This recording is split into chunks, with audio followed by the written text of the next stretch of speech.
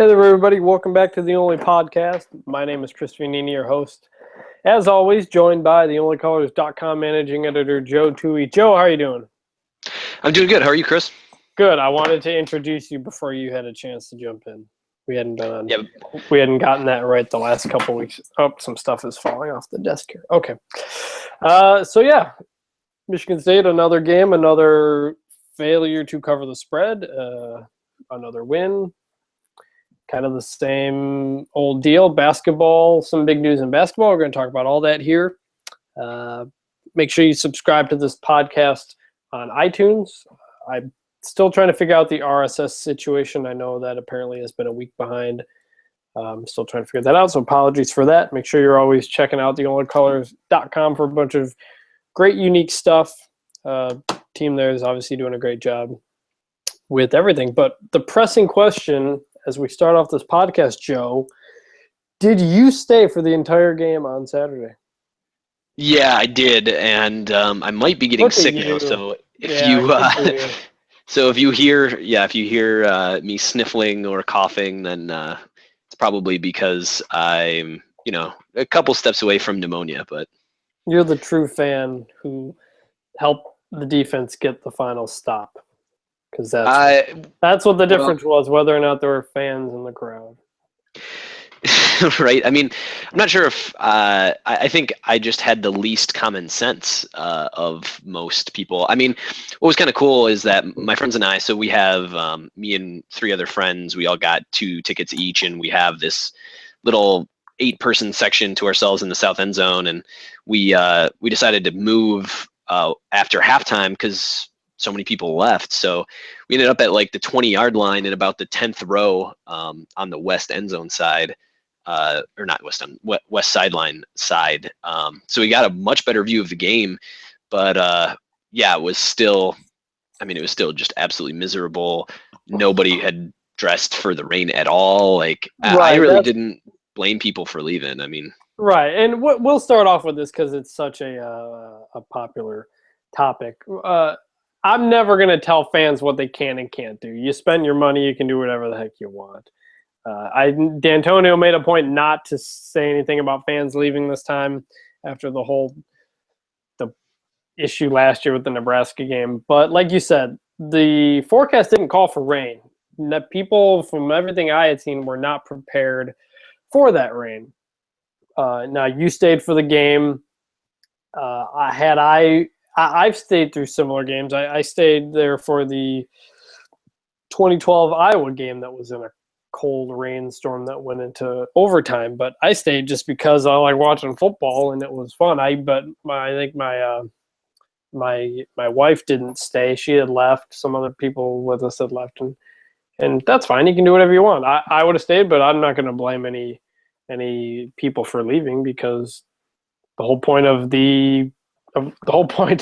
of spending your day is to enjoy it. And if you're not enjoying it in the cold, in the rain, then you can do whatever you want.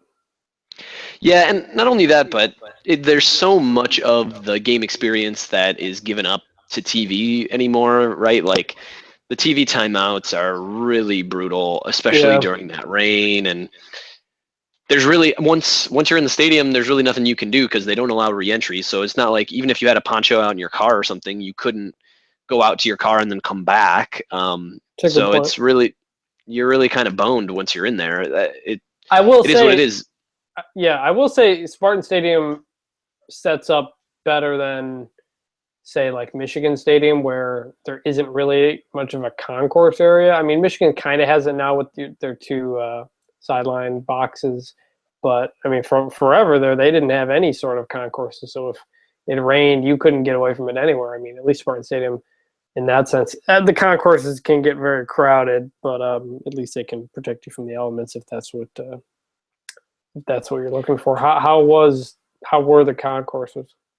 Well, I actually avoided them pretty much completely, but I did have a friend who left to go look for a poncho, get some coffee in the middle of the second quarter, and didn't get back until the end of halftime because of how crowded the concourses were. I think one of the things that ended up happening was people went into the concourse to look for ponchos or whatever, and then just ended up leaving. So, in the second half, you know, taking a bathroom break was not as bad in the concourses as I think it probably was at the end of the first half and during halftime. Now, yeah, I mean, the other nice thing about Spartan Stadium, like you said, is that the overhangs from the upper deck are also helpful. So, I mean, I think a lot of people kind of stuck around that were in those areas, although I'm not sure exactly how much that overhang ended up really helping anything, but yeah, it was brutal. The wind too was something that was sort of underrated about it too. There was some gusting wind at times, and that just a combination of it being colder than I think people expected, plus the rain that people didn't expect, plus the wind. I mean, I couldn't feel my hands by the end of the game, and that's probably not a good sign. So, yeah, I'm with you though on the whole topic, right? I've been there. I mean, I remember in 2008. I was a sophomore, and that was when there was a hurricane that was kind of hitting the area. That was a pretty brutal weekend. Since I was a sophomore, I lived in Holden Hall, right just down the block from the stadium.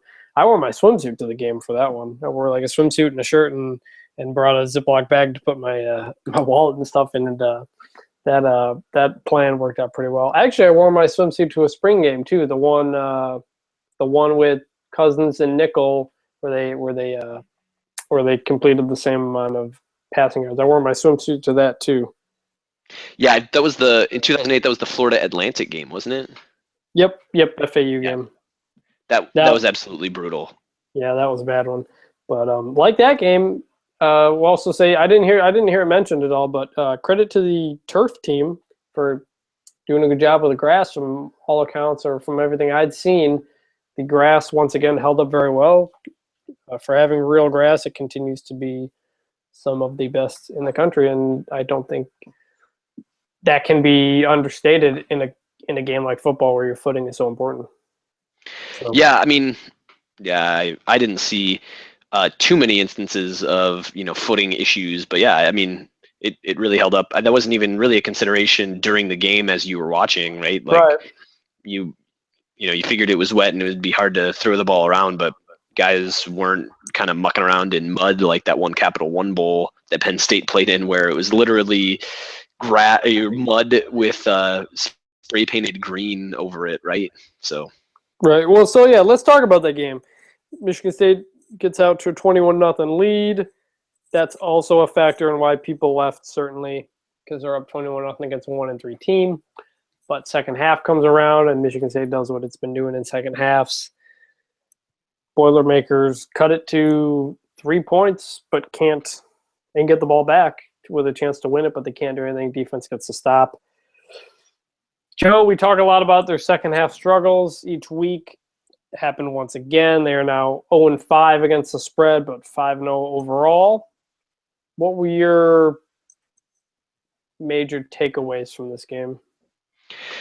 Well, it was a worse game for special teams than I think even some of the games in which they allowed return touchdowns, because the field position was a major disadvantage throughout the game, which was a big surprise to me, because coming into this game, Purdue, on average, was really bad at maintaining field position, and MSU had been very good in every game. But Purdue's punter had a hell of a game, a sort of unsung hero for them. Yeah.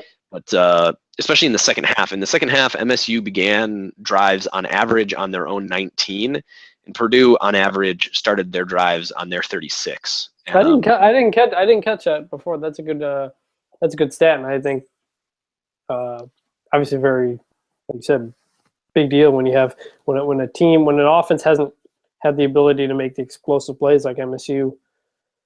That's a big deal. And I wonder how much of that lack of explosive play issue is just conservative play calling. I mean, the run pass, and that's the other deal that's been talked about. I mean, D'Antonio said today at the press conference the fact that the offensive line is decimated, and Dennis Finley went down with an injury, that it did play into what they wanted to do, and also they ran the ball well. This wasn't like they were running for 2 yards of carry and not doing much. I mean, LJ Scott averaged 8.1 carry, Andre London 5.7. So Is it conservative or is it what was working? I don't know, but there were some plays, especially in the second half. There was a third down pass where they telegraphed a third down play where they telegraphed a swing pass to the running back that was stuffed for nothing. Might have been on their last real offensive drive, but that was kind of one that really stuck out. Like not showing the confidence in Cook to throw the ball down the field. 13 for 19, one TD. Kind of a home game with not much opportunity to do anything, which we've kind of seen a lot this year. Yeah, so there are a couple things there, right? I think part of the issue too is that Purdue was expecting the run in the second half, and when you have to drive 80 plus yards on every drive, I mean, MSU was still able to drive the ball pretty consistently over the course of the game. I mean, there weren't that many 3 and outs. I forget exactly how many there were, but yeah, they ran the ball better than in any game so far this year. They averaged 6.2 yards a carry. The next highest was against Central, which was 5.6. So they ran the ball better than they have previously. Just three 3 and outs. Just looking at it now, just like 3 and outs. So yeah. Out of so that's probably about maybe 12, 15 drives. Yeah, so I mean, they were able to drive the ball to some degree. They were just at such a field position disadvantage over the course of the game because Purdue's punter had a great game, and also because Jake Hartbarger wasn't quite as good as I think he's been over the course of the year. That kind of muff snap. I'm not sure. The snap itself didn't seem like it was that bad on that play. No, but, I mean that play changed everything. I think that play was especially huge in terms of just giving Purdue the field position to get that score pretty quickly after that. And then the other thing that happened in the second half was that Purdue got some explosive plays. There was that 68-yard run by Markel Jones where Monte Nicholson just takes like a horrible angle to him. I mean I mean, you're the safety, you're the last line of defense, and Darian Hicks didn't get there either, but he was coming off a guy. Nicholson we'll talk about him in a little bit. That play was a real bad angle. And it reminded me of, we had talked about how Purdue always played MSU close. They had a really long run to open up that game in 2010, which Purdue almost won. And when that play happened, that was the first thing I thought about, was that 2010 game, the long run that Purdue got against MSU. Yeah, bad angle. And we've seen that happen. We saw that happen last year too, and 2 years ago even. Every now and again, when you have such aggressive safety play in the run game, if you overrun a guy, there's a lot of space back there. And Markel Jones is a true freshman. I mean, that guy was very impressive for Purdue in this game. And I think he's got a pretty bright future ahead of him at Purdue. But then I feel like we say that a lot. I feel like we say that a lot about players after MSU Purdue games, and it doesn't always come out just because Purdue just seems to play up against MSU. Yeah, that's true. And so the most concerning drive to me was the final touchdown that Purdue scored, because they kind of got chunk passing plays. The first touchdown that they scored, it was on a really short field. They got, it was a 20-yard drive for a touchdown, right? You kind of chalk that up to a bad mishandling of that snap. And then the second drive, there's this one running play that's totally correctable. One big play. Okay. The third drive where they scored was the most concerning, because there was a pass of 30 plus yards. There's a pass of 20 plus yards. And it kind of seemed at a time when the game was close, right? I mean, it's 24-14. Right. They didn't even face a third down. There was no third downs on that drive. It seemed like the defense had just kind of, taken a nap. So that drive was the most concerning to me, especially considering that the secondary was sort of the biggest concern. On the game, actually, the secondary was quite good. So if you take sacks into account, Purdue only averaged 3.4 yards per attempt passing, which is the best so far this year for the MSU defense. So that's the good news, is that on the game, Purdue was not very efficient in passing the ball. It was really only that last drive. But the bad news is that drive was meaningful in the game, and the game got close. So, in terms of second half woes, I think, to me, 2/3 of the issue were things that were correctable, 2 big plays that probably won't happen in an average game. And then the third thing was secondary play, and that's probably going to be a concern going forward. Yeah, and I mean, let's get into that.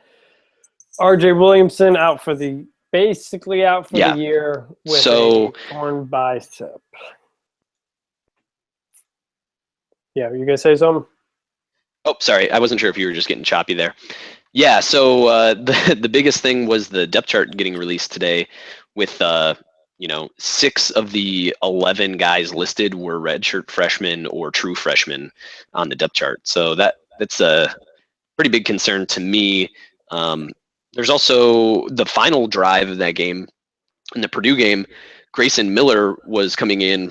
True freshman Grayson Miller was in the nickel package, and did not appear to sort of understand where he needed to be lined up at any point in that drive. And I was sort of terrified during that drive because of that. I mean, just kind of seeing Grayson Miller.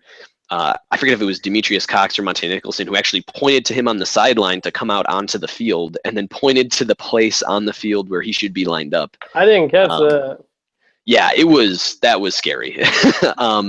And I mean, he didn't get burned or anything, which was good, but yeah, he scared me there in that last drive. And at the end of a game where the game's on the line and you're a true freshman coming in and really getting your first run like that, with R.J. Williamson out of the game, and the stadium is loud, actually, in a way that you might not expect. I mean, maybe not the best representation of Grayson Miller's skill, but having a true freshman play a significant role on passing downs is going to be a concern for me going forward until we kind of see what they can do. Yeah, and it's a tough break because Cox had been able to move back to safety and seemed to be playing pretty well there with Williamson, and Darian Hicks was playing pretty good at the corner spot, and Calhoun, he is what he is, but they see that starting four at least seemed to be pretty good. Now you lose Williamson, who had been playing really good. I mean, he was benched last year for Nicholson, and this year it's Nicholson getting benched and Williamson playing really well. So it's real unfortunate how that happens for a guy who's a senior and been through a lot. That's a tough break. And like you said, now you look at who's behind them. 3 of the 4 second stringers are true freshmen. So that is the questions we've had about the secondary all year just continue to get bigger. And this has to be, I think, the toughest job Harlon Barnett has had with that group.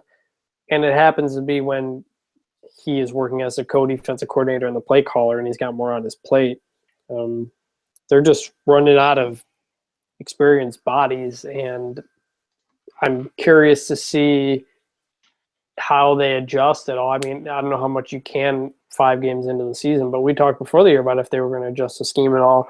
They haven't done it a whole ton. I mean, the corners are still tasked with doing a lot, but if Monte Nicholson continues to make incredible errors on when he often has his eyes on the running back if it's a run or if it's a swing pass on plays to the outside, he just reads them so poorly, and he's got all the athletic ability in the world. I mean, he's on the track team, he's got all the physical tools, but his vision in reaction is just not there.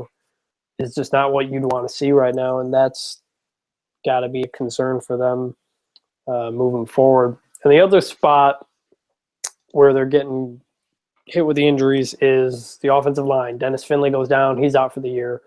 The good news is offensive line coach Mark Staten says Cody Keeler and Jack Conklin are working their way back. They may be available this week, which has to mean there has to be a good chance they'd be available for Michigan next week. MSU had tried all sorts of different lineups against Purdue. They moved their center, Jack Allen, out to left tackle. David Beadle played. Donovan Clark's moving around. Machado's in there. What do you think of the offensive line right now? So I thought they did a surprisingly decent job after Dennis Finley went down. I mean, Finley by himself, I thought, was doing pretty well especially the run blocking game in the first half. But it's going to be when the line goes Jack Allen at left tackle, David Beadle at left guard, Brian Allen at center, Benny McGowan at right guard, and then Donovan Clark at right tackle, and you have none of your original starting 5 offensive linemen playing at the position in which they started the year, that's concerning. So, yeah. I mean, not that those guys are always playing there either. Sometimes Donovan Clark is at guard with Machado in at right tackle, but I mean, I think they did okay, considering how sort of absurd some of these injuries are. And then the good news is that sort of the original starting 5 could be intact here within a couple weeks. Yeah, so I don't know. Given all of the losses, I think that they played pretty well. It's interesting that they ran, like you mentioned, they ran the ball pretty well behind this line as opposed to games against Central and Air Force when they didn't run the ball very well. I think that's also encouraging. And a lot of that's on LJ Scott, too. I forgot the number, but I think at least half of his yards, or about half of his rushing yards, came after contact. So that puts it on him. But I mean, shifting guys around. I mean, I'll say this: Jack Allen playing some left tackle. That's certainly going to help his NFL draft stock come next spring. That's a crazy move. I mean, those are the 2 most important positions on the line, and they're both very, very, very different. So I think that's also a credit to the cross training that they've done the past few years. When they did have everybody healthy, they moved guys in and out and moved them around. And I think that's coming into play here. Yeah, and so, sort of going back to the defensive back situation, I was trying to figure out, like, where are the sophomores here? Like, why aren't there any sophomores on this depth chart, right? Like, so I'm looking at the Only Colors projected football roster, which is a Google spreadsheet that I put together. You can find it on in the library section of theonlycolors.com. But Nick Tompkins is a little odd that he isn't getting any run. I don't know if he's sort of switched permanently back to running back, but I can't imagine he was kind of the Jeremy Langford, played running back. He's fast running back, but they can't find anything for him, so they put him at defensive back. I don't really know. I imagine he's just kind of more of an emergency situation.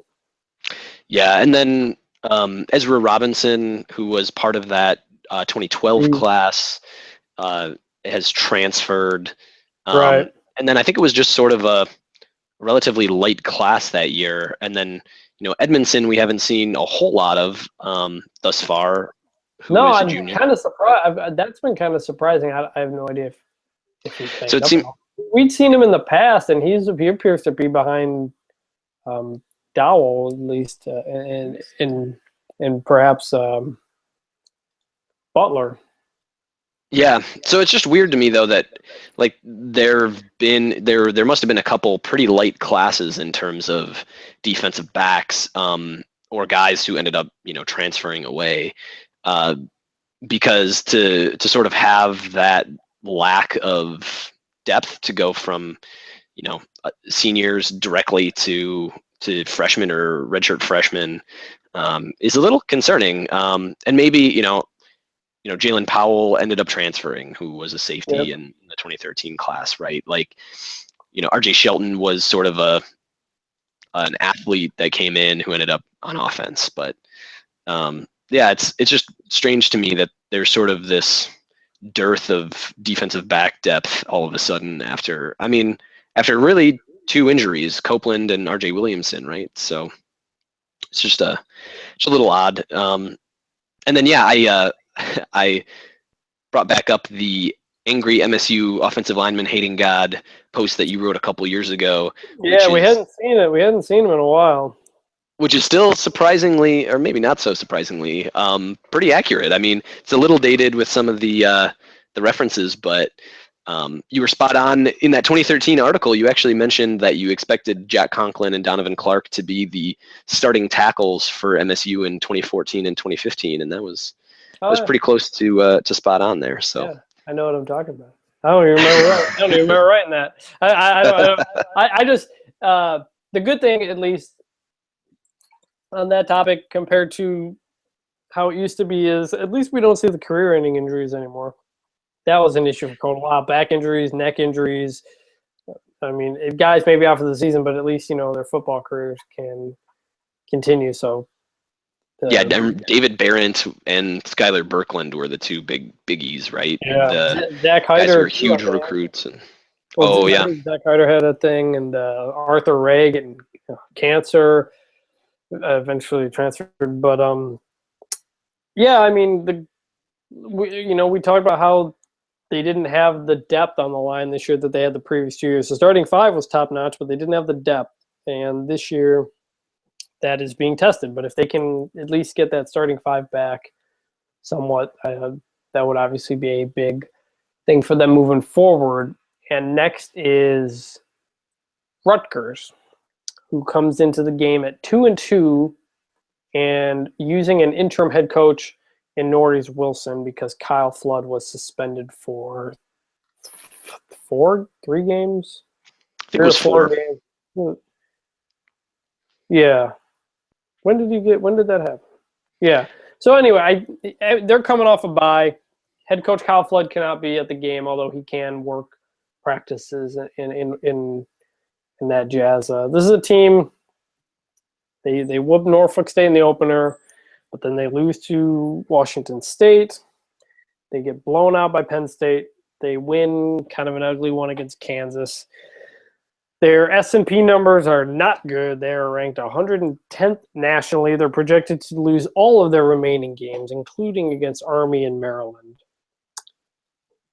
When you look at the raw numbers, offensively scoring 31 points a game, defensively giving up 23, but as you can tell by that schedule, they certainly have not played many offensive juggernauts, to say the least. They've lost 6 or 7 players who have been kicked off the team since the season started. However, senior wide receiver Leonte Carew may be available, last I'd seen, after an assault charge against him was dismissed Tuesday.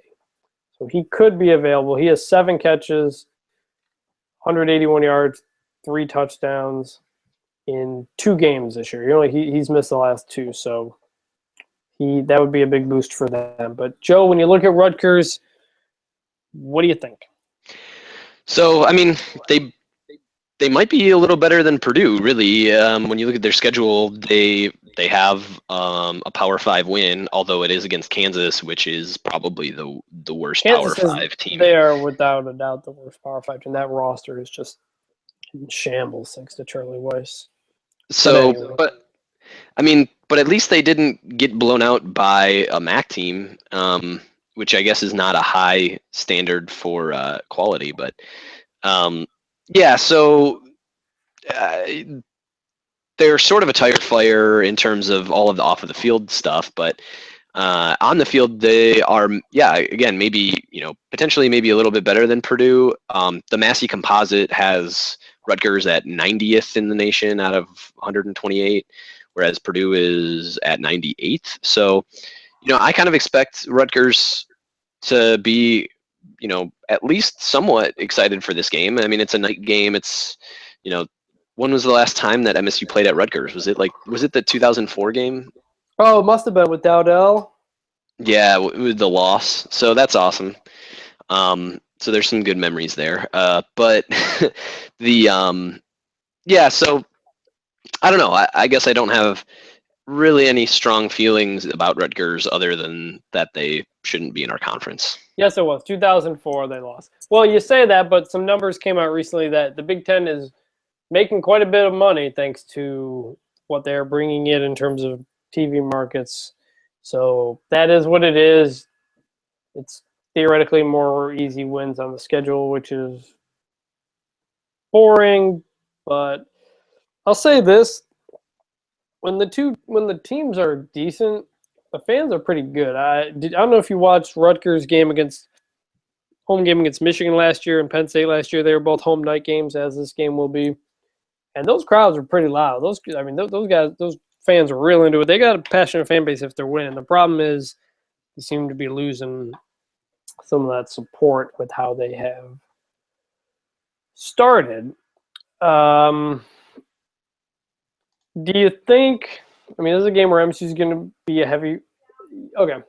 So when non-conference schedule ended and I said the teams that MSU played in the non-conference, Western, Central, Air Force, they're better than some of the teams MSU is going to play in conference play. That includes Purdue. That includes Rutgers.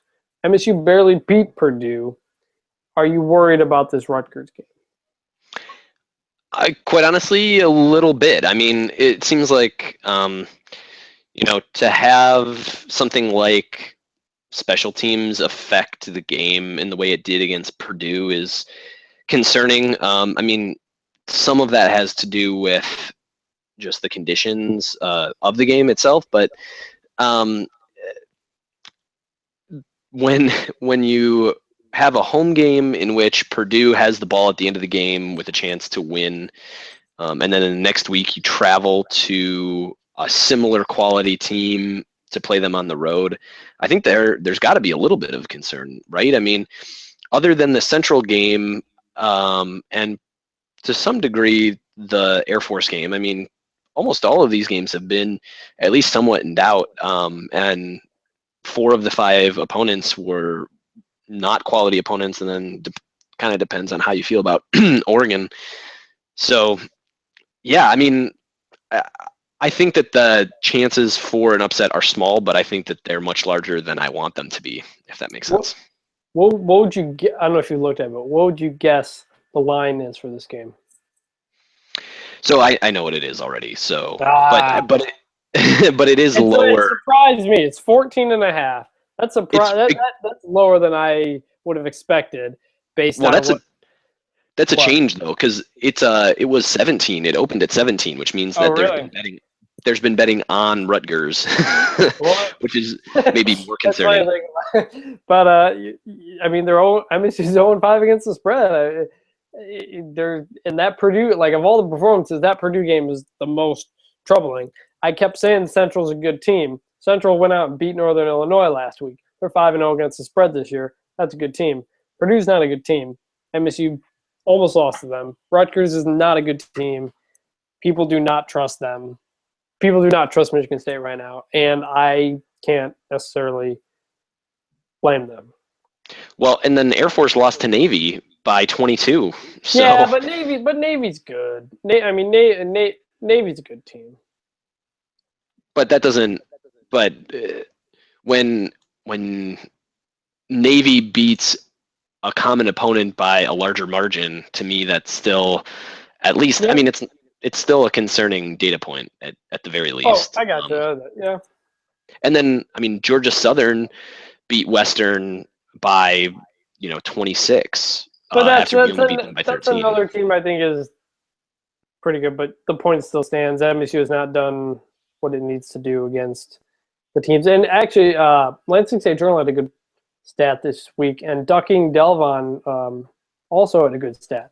Graham Couch looked up, MSU has never been outscored in the third quarter for a full season under D'Antonio, and they are this year. They have only once been outscored in the second halves.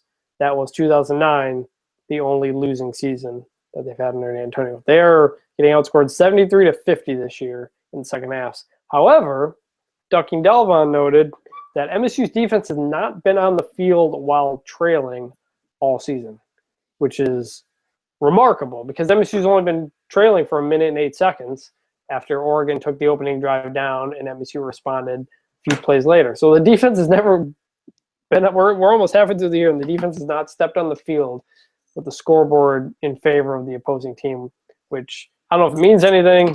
I don't know if it affects the psyche at all. I think back to 2012 when the defense was constantly on the field in a trailing position.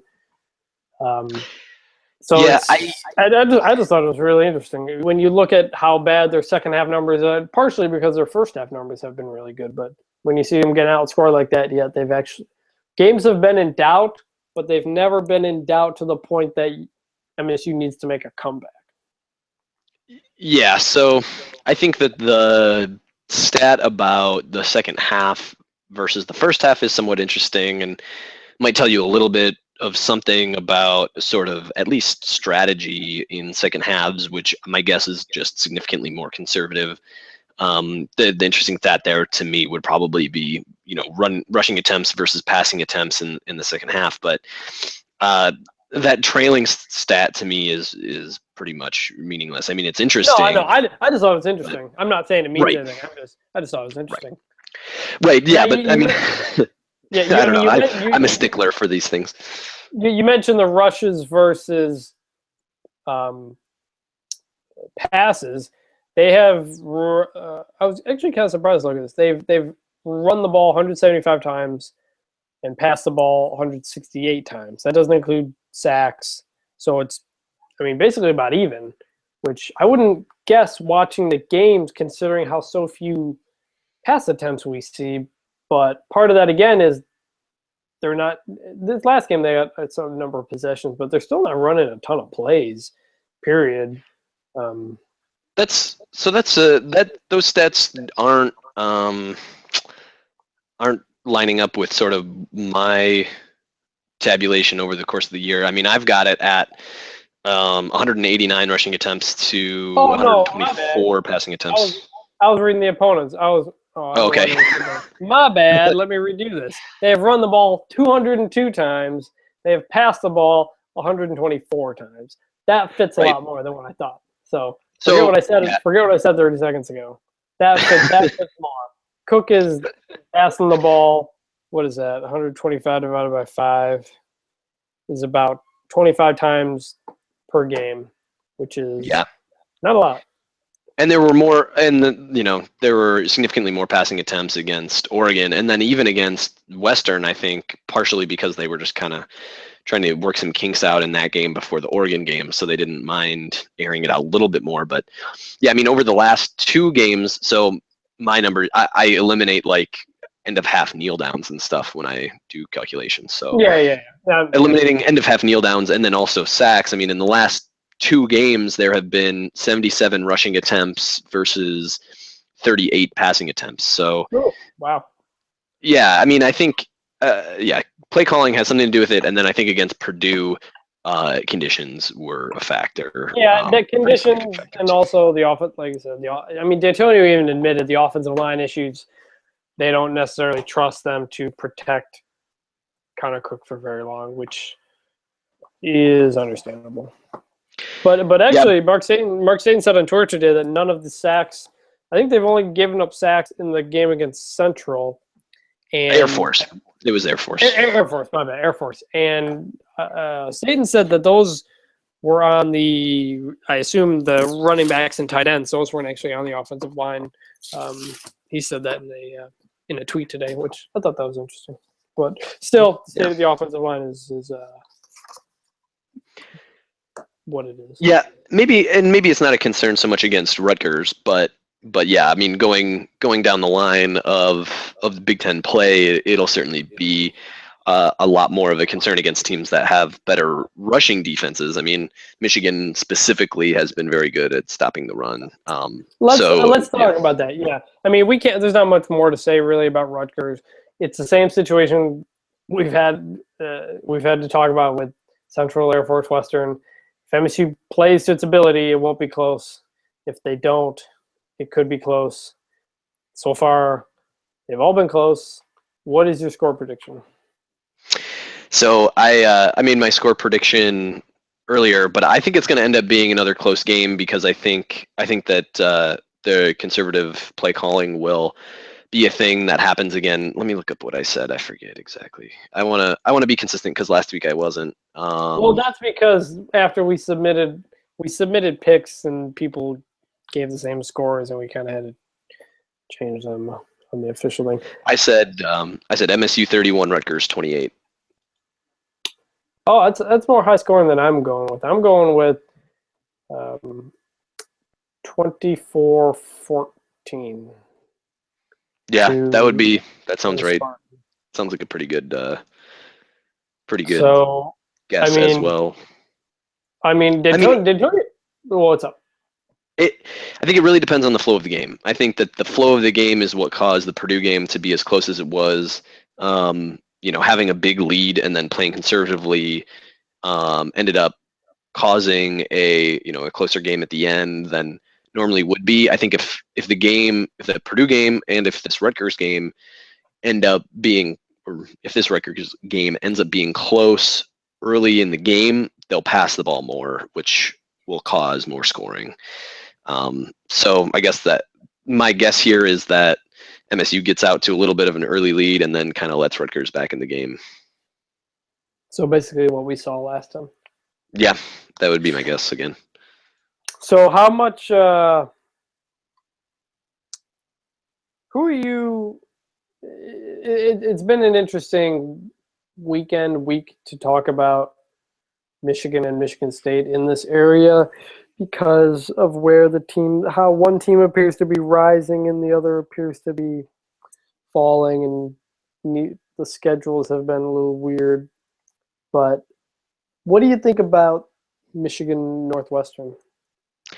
So, I mean, I'm definitely going to watch it. I think it's going to be a really good game. So I think I'm glad that the MSU game is a night game, actually, because there's some games, during the day that I want to watch, starting with Western Central at noon, just because that game is always fun, and it's an underrated rivalry. But yeah, and then Northwestern against Michigan at 3:30. I mean, I think that game's going to tell us a lot about both teams. Both those teams have been very good defensively and have been sort of man ball style offenses that have been, marginally effective. Northwestern seems pretty legit to me. I mean, their wins against Stanford and against Duke both look pretty good given the wins that those teams have had since then. So I think we're going to learn a lot about both teams, and I will absolutely be rooting for Northwestern because I think now since MSU does, I mean, this is what I was going to ask you. Since MSU doesn't play Northwestern, they don't get that opportunity for a win. Do you want Michigan to be good in the sense that an MSU win means more, or because MSU is already ranked number 4 in the country, you don't care how much or whom they beat, you just want it to be a win? Yeah, I mean, I just want it to be a win. I think that it'll be meaningful either way. And then there's a chance, I mean, depending, if MSU ends up in the Big Ten championship game, and then it's just a matter of winning that Big Ten championship game, and then you're probably into the playoffs. So, yeah, this Northwestern team, that defense is really good. I mean, you see what Stanford did to UCLA later, USC later. Duke's got has had a pretty good offense for years under David Cutcliffe. This game against Michigan, I think, is going to be real ugly. I don't know I think the over-under is something in the 30s. I think that's going to be difficult to hit.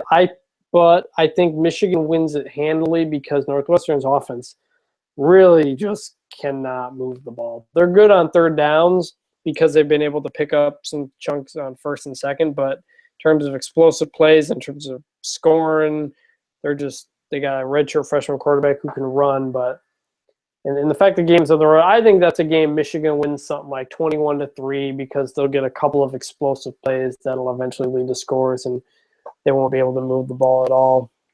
But yeah, I mean, I think Michigan is definitely favored, and I think they're more likely to win. But I'll be pulling for Northwestern, and I mean, partially that has to do with me living in Ann Arbor and having to deal with Michigan fans like every day. So I mean, it would make my Michigan State week, significantly better.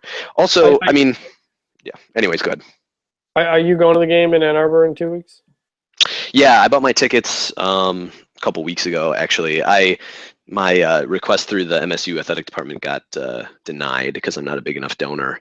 But yeah, I just bought tickets from StubHub, which were expensive, but I think it'll be worth it. I mean, I think either way, if Michigan ends up losing to Northwestern, I think they might still stay up in the top 25 just because their losses would be pretty quality losses.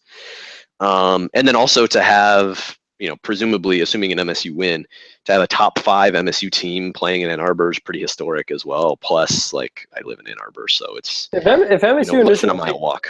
I mean, if MSU and Michigan take care of their business, there's a chance it could be a top 10 matchup. It would be a top 15 if both teams win this weekend. But we're getting ahead of ourselves because frankly, there's not much we can talk about with Rutgers. If it's a close game, it's because MSU is playing poorly and Rutgers is playing well, and unexpected things happen. And people always like to talk about picks, but frankly, no one knows what the hell's going to happen, and everybody's just guessing anyway. So that it'll be an interesting weekend. MSU playing on BTN. Is it 7 or 8 the kickoff? I'm not quite sure. I'm not quite sure. It's at 8. 8 o'clock. Big Ten Network from Piscataway, New Jersey, the birthplace of the first college football game. MSU Rutgers for the first time there since 2004, which certainly MSU fans would like to have a better result than that 19-14 debacle. Yeah, I'm sure we'll be showing highlights of that game more than we want. The last thing is the Miles Bridges commitment, probably. I freaking had that written down too. All right, yeah, let's talk about that real quick. Basketball. Miles Bridges from Flint, playing at Huntington, West Virginia, commits to Michigan State, gives Spartans the #1 ranked recruiting class, and they may not be done despite having no scholarships open. Josh Jackson's apparently still in the mix. He's friends with Bridges. Bridges had a shirt on that had all the names of the commitments, and if they were able to land him, it would make it one of the best recruiting classes ever. This is arguably MSU's top class ever under Izzo, at least. What do you take? What'd you take? I mean, you were at the game, so you didn't know when it happened. But as things kind of happened, what'd you think of the Bridges commitment and what's next? Well, I think it's awesome for a couple reasons. I mean, the first thing, just him being from Flint and just continuing that connection is kind of special in and of itself. And then to win a recruiting battle with Kentucky, I mean, that's a big deal. He said he was committed. He committed to MSU. I think he said the weekend of the Oregon game or just about around there. And he still went to visit Kentucky afterward, I imagine, out of courtesy or whatever. So, yeah, I mean, that was Kentucky had gotten a commitment from a forward. I forgot his name right before then, which probably helped MSU's chances. However, if he committed over Oregon weekend, it wouldn't have mattered. Right. Yeah. I mean, yeah. Who knows what benefits you're getting when you visit Lexington for a recruiting weekend after all that Louisville stuff. But I think that in and of itself, a recruiting win against a Kentucky or a Duke is pretty incredible. And then, I mean, the 4-person class right now is a bumper class for every reason. I mean, there's 3 guys that are in the top 30 composite, the 24/7s, composite of all the various recruiting services. And then there's 4 guys in the top 50. And that's pretty incredible in terms of classes for Izzo. And you get a little bit of everything, right? You got a point guard, which is needed sort of because of the fact that Tum Nairn's the only point guard on the roster at this point. You get a guard in Josh Langford, who seems like he can do a little bit of everything. You get a Miles Bridges, who seems like sort of a perfect tweener forward that we've sort of gotten used to in the last couple years, from Draymond to guys like, Raymar Morgan, who played the 4 sort of as a stretchish 4 as well. And then Nick Ward, who's going to be a big. So you get a little bit of everything. And then those commitments also theoretically are helpful with Josh Jackson, who's, the #1 consensus #1 recruit based on, the composite of all the services or whatever. There's no scholarship open right now, but there's a couple different ways that one could open up. Right. You don't want to crean anybody. You don't want to force anybody out. But there's a chance that Aaron Harris has a year in which he blows up and goes pro early. I mean, there's a lot of potential options. The name a lot of people bring up is Alvin Ellis transfer, which indications I've seen and heard he appears to be still pretty happy where he's at, even with commitments and other stuff happening. Just don't be that fan who tweets at players to tell them to leave or something like that, because Yeah, that's a bad look. There's people like that out there, and just don't. So Yeah, well, another thing is, I think Alvin Ellis could be a valuable player because right. Well, I think that he can defend a little bit. When he played minutes, when he got chunks of minutes, he made the most of them. He just struggled in that play 2 minutes, get pulled deal. But there were key spots last year when he had to play chunks of minutes.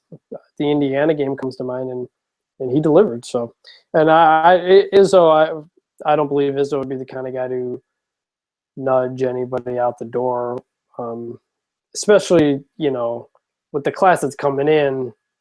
You don't need to sacrifice morals and burn bridges for one more player, even if he is the number one player.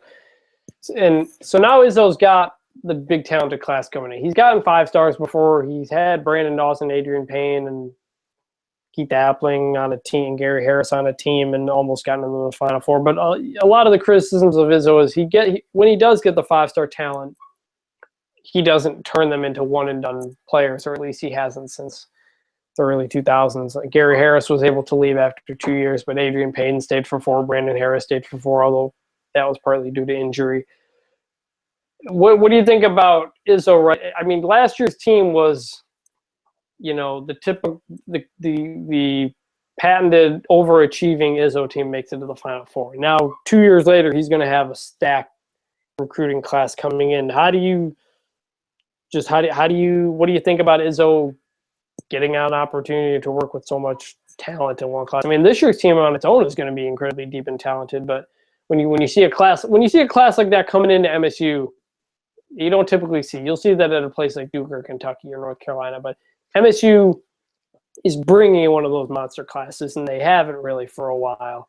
What's your reaction when you see that? Do you think Izzo? I mean, how do you think it'll be handled? I mean, I think it'll be handled well. I don't think that there's any reason to think that it wouldn't be. I mean, so just because there hasn't been sort of a one and done guy doesn't necessarily mean that freshmen haven't gotten pretty major opportunities to play major roles as freshmen right off the bat. I mean, Gary Harris did, and then Brandon Dawson did even right off the bat, played quite a bit as a freshman.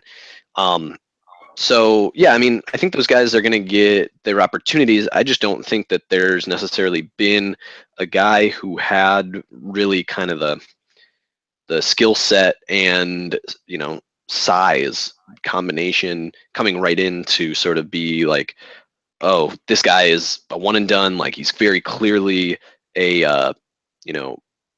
guy who's going to leave right away, and you just don't see that all that often. Really in the MSU class of programs, which is sort of not quite the blue blood level of a Kansas or a Kentucky or a Duke, or UCLA for that matter.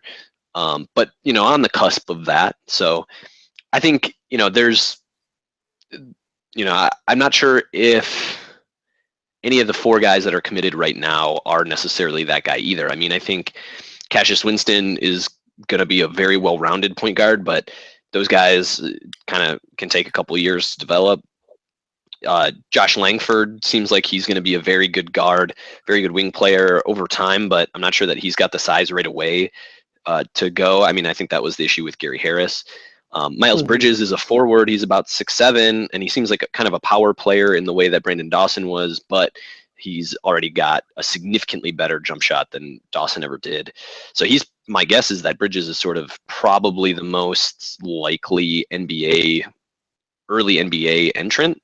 And then Nick Ward, is a 6'8" big. So, unless he's got a really significant varied post game right off the bat, which I don't expect him to have, kind of like a Jared Sullinger, I don't think he's going to be an early entrant either. So I don't know. Early entrants are early entrants. Those help with recruiting. They don't necessarily get you where you want to go in terms of winning championships and stuff like that. So I think that this class is sort of the perfect class for the goals that this MSU program should have, which is winning the third national title and the second under Izzo, because you get a little bit of everything, and it seems like a pretty hard-nosed group of kids. And there's room for it to improve still a little bit, and there'll be some pieces there for some period of time that are going to be pretty interesting to see how they all fit together. Between Javon Best being around for a while, how the point guard duties between Nairn and Winston will sort of get handled, and then sort of how the big situation will shake out with Deonta Davis and Gavin Schilling and Nick Ward. I mean, we haven't seen anything out of Deonta Davis yet, and Schilling has a pretty big upside. So yeah, it's fun. It's fun to look forward to, and a year and a month from now, we'll actually get to see them play. So yeah, I mean, things have changed quite a bit since maybe when that 2 years ago when the team ended and the Final Four streak ended, they lost a bunch of players. You had missed out on top recruiting targets. For a couple years, Izzo had missed out on top recruiting targets. You fast forward to now, coming off a Final Four, an unlikely Final Four, and they currently have the number 1 ranked recruiting class, and it could get even more. It's quite a turnaround for that program. And when people talk about Izzo leaving, going somewhere, or just stepping down in general, I think this is the type of stretch these last 6 months, I have to imagine, have greatly reinvigorated his excitement for just about everything. So it'll be really interesting to see how that translates into this next season and moving forward, because now Izzo has a class that can measure up against those blue bloods that he's always been a tier below. And when you saw those guys, their comments on the committing, you didn't hear, I think he's a guy who can get me to the NBA. It's a lot of, look at what he did with those guys to get them to the Final Four. It's a family. Draymond Green is a huge ambassador for the program. And yeah, I don't think Draymond's impact can be overstated. I mean, I think he's been absolutely huge. One other interesting nuance, real quick, is just that on him. That, like I'd mentioned, they hadn't had a class to match up with the Blue Bloods. They also hadn't had the NBA star to match up either. And not only is Draymond Green good in the NBA, but he's a personality. He's a he's a personality. He gets attention. He's somebody people talk about for a myriad of reasons, and it represents the program well. Yeah, absolutely. But okay, so what I was going to say really quick is just that if Caleb Swanigan had not decommitted, there wouldn't have been a scholarship spot for Miles Bridges. So, yep.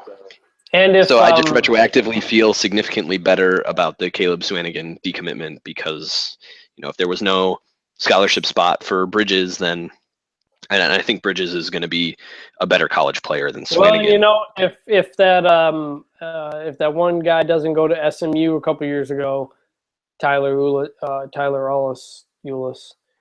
maybe ends up at MSU because Kentucky had to go a different route. So it's kind of always a domino effect on how that works, and things have worked out for MSU in the past couple months here. So, all right, we've been talking here for about an hour. Is there anything else you want to hit on?